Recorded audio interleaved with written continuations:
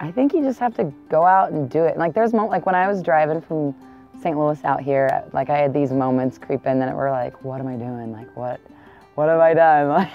And so you just have to go through and you have to feel it. You have to feel the fear, and then you have to work through that and realize like the next day, like, oh, it was okay.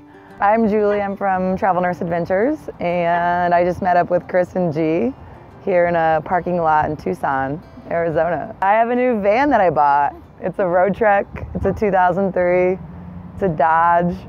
I picked it up in St. Louis.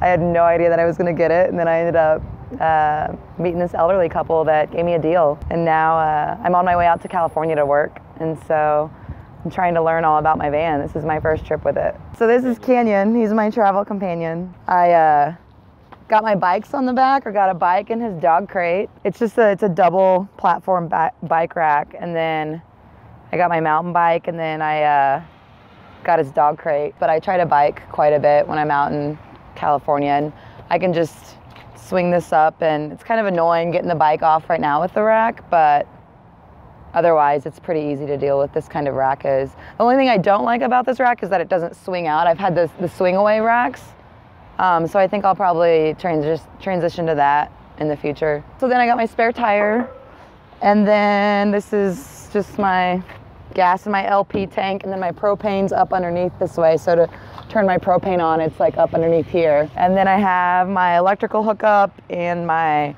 gray water, black water dump tank here. I haven't dewinterized the system yet. I'm still learning how to do it all. It's gonna be a work in progress. Right, Chris? This is where my potable water goes. And this is my fuse box, like my fuse access. I'm not gonna pop that off yet, I might break it. I woke up, my very first night, I woke up at 3 in the morning and my carbon monoxide alarm was going off, and I freaked out, and I took the dog outside, and I read about it, and it was just a low battery alarm, and I'd left the button on wrong. And then like the next morning I was fine, and I was on my way again, and I was in this like beautiful park in the middle of North Texas, and I was like, this is amazing. Like, but at the time, it was the end of it really was. It was the end of the world, and I thought I was just like so dumb that I didn't like turn that button off, didn't know what I was doing, and thought that there was actual carbon monoxide in here, and it was just a low battery alarm. Okay, so this is the inside of the van. There's a lot of nook and crannies, like it's more spacious than I imagined. So like this little area here has all kinds of just like my shoes and my camping gear and stuff. I have a little closet right here. Where all my bathroom stuff is. This is kind of neat, it's an entire drawer. I just keep it's like my special drawer of my scarves and just knick-knacky stuff. Poncho, if I need to grab a poncho. Up here, I have my bear spray, I have a machete, just like stuff I can just grab and access real fast, like a flashlight. This chair swings around, as does this one.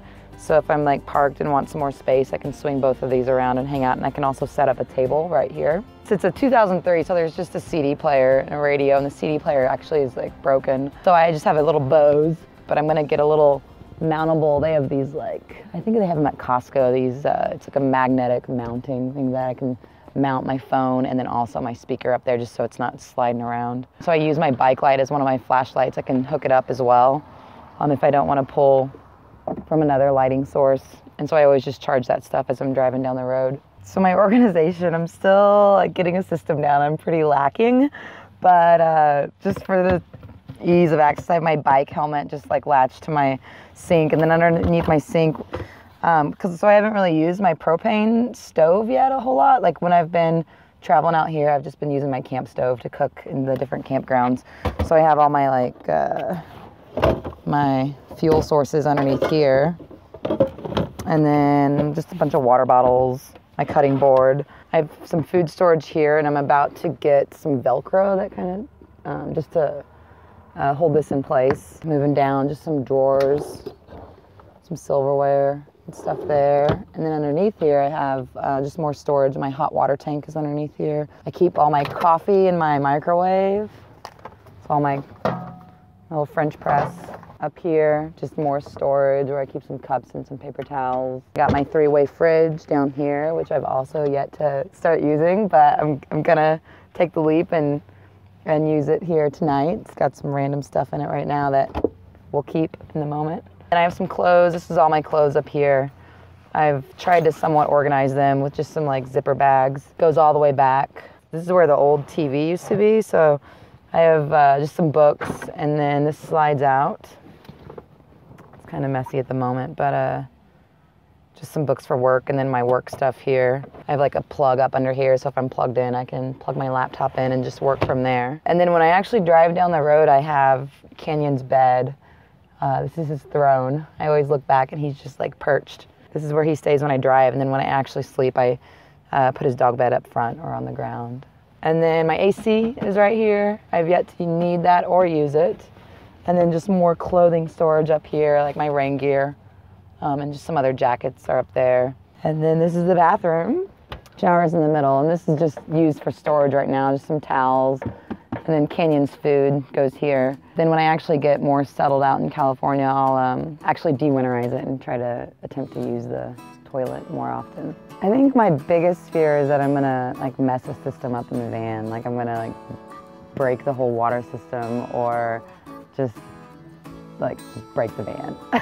So you're not scared of like... So I'm actually not like, because I've been traveling for the last 2 years, so actual fears of like being on my own, not so much. I try to like watch what areas I go to and watch my surroundings. So we'll see though. It's when I'm living the life that other people dream of. When I was just in the middle of this state park and it was just gorgeous, like watching the sunset, like New Mexico and Arizona border. Hardly anyone was there, and I was parked and the nicest couple from Vermont was next to me who also had a 2002, 2003 road Trek. And they came up to me and they're like, man, isn't it beautiful weather right now? And I just like cooked this amazing dinner and was just relaxing, and it was just like right there in the moment where it's the reason why I do, like it's the reason why I'm doing this. And after this, you're heading to Joshua Tree. So you're just visiting Tucson for the day, heading down to Joshua Tree. Yeah, and then I think I'm gonna stop at these other dunes along the way, just a couple hours from here.